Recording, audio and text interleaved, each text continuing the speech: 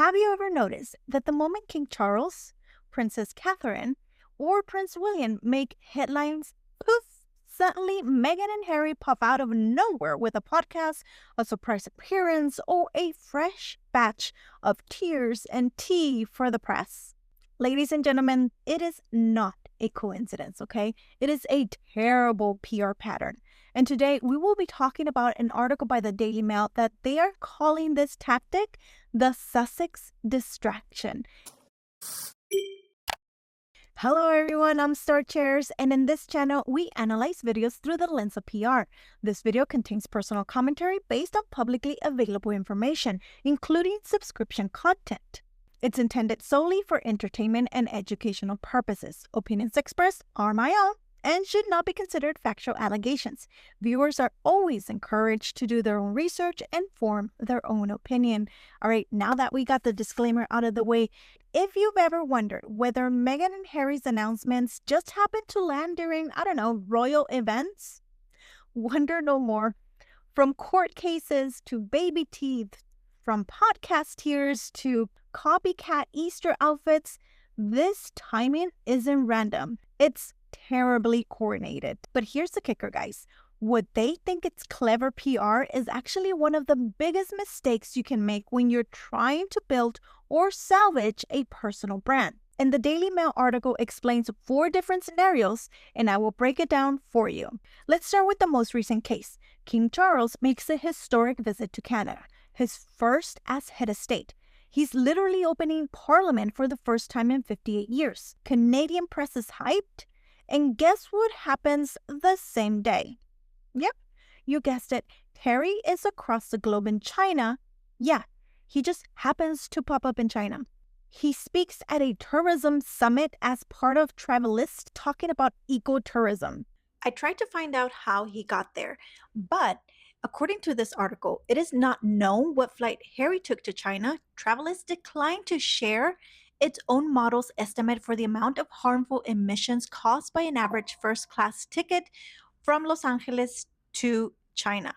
It continues, on an average, a passenger traveling first class on a return flight from Los Angeles to Shanghai causes the equivalent of 6,311 kilograms or 6.31 tons of greenhouse gas emissions, according to the conversion model by the Department of Energy Security and Net Zero. This is why this backfired on him, because the carbon footprint from his intercontinental flight has created not only an awkward contradiction, but also a hypocritical one. Now, on paper, sure, it's part of his travelist work promoting sustainable travel, but he wasn't there as a diplomat, and his appearance had zero connection to the royal family's diplomatic agenda. He shows up, gives a few words about booking greener vacations, while his father is literally performing statecraft. But the timing, guys, oh my goodness, the timing is spot on. It redirected headlines, shifted the conversation. From my standpoint, this move looks so intentional. It wasn't about Travelist. It was about timing, because showing up on the world stage the same week that your father is being welcomed as head of state, that's not a coincidence. That's competitive spotlighting. And yet, from a PR standpoint, it looked tone deaf, because if you're constantly showing up when your estranged family is doing royal duties, it doesn't make you look independent or royal. It makes you look obsessed and terrible. And here's why it matters. If you walk away from a brand, say, the British monarchy, you don't then circle back and upstage it every time it makes headlines. That undermines your credibility of your own path. Instead of looking global and evolved, Harry ends up looking petty and disconnected, especially because while Charles is talking diplomacy and sovereignty, Harry's over there pitching ecotourism soundbites that no one asked for. That right there is PR mismatch.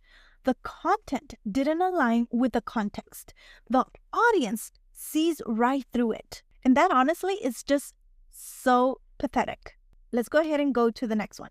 Charles heads to Italy on a 4-day diplomatic tour to strengthen the ties between Britain and its allies, its soft power and regal. Meanwhile, Harry, he shows up in London at a high court appeal for taxpayer-funded bodyguards the same week. Paparazzi gets their shots, headlines shift to Harry waving outside the court, and boom, Charles' international diplomacy is background noise now. It's terrible. But here's the part they didn't plan for, okay? Public fatigue. Viewers are not dumb. You and I are not dumb. They know what this is. Meghan and Harry rejected royal duties, and now they're trying to act like it. But now they're constantly trying to outshine them. It's not defiance anymore. It's desperation, and it's so sad and terrible. As a viewer, we're just like, oh goodness, this is so cringe.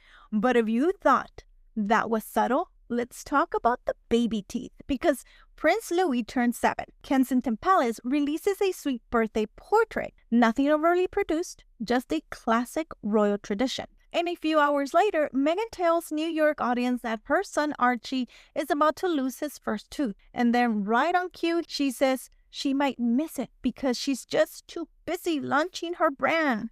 But it doesn't stop there, guys. Days before William and Kate's 14th wedding anniversary, Meghan appears on a podcast. Remember this one? Jamie's teary, no makeup, emotional, talking about her struggles, and a personal revelation. The timing, very suspicious. The strategy, very obvious. The PR result, super sloppy. Oh, and let's not forget the fashion faux pas, because this was one of my favorites. Meghan's post her Easter edit on her Shop My, and then people start calling her out because they notice a few things. Maybe, I don't know, outfits worn by Prince George and Princess Charlotte in previous royal appearances that she's trying to monetize. Yeah, I'm guessing she got embarrassed and deleted that quickly because now they're not there anymore. So now it's not just about copying headlines. It's about copying children's wardrobes to monetize children that are not yours. From my point of view, this looks less like inspiration and more like identity theft. Here's a real PR lesson for you. When you repeatedly time your public appearances to clash with someone else's success, especially someone you claim to have moved on from, it sends a message. And it doesn't send a good message. Not look at me, I'm thriving. No, but rather look at me, I can't stand not being the center of attention. It's no longer rebellion. It's reputation sabotage, because real influence doesn't need to steal the spotlight from anyone. It creates its own. So whether you love them or you can't stand them, Harry and Meghan's obsession with timing their press is one of the most teachable PR mistakes we've seen in modern media. And as a creator, entrepreneur, or anyone building a public image, remember this, okay? Clashing with someone else's moment makes you look small. Creating your own moment makes you look memorable. All right, guys, so let me know what you think in the comment section below. And for those who have already signed up for my VIP mailing list, if you are interested in starting your own YouTube channel, we begin this June. I'll be emailing everyone next week with the details. So if you haven't signed up yet, now is the time. We're building with strategy, with confidence, and none of the chaos. Thank you very much for watching, and I'll see you in the next one. Bye.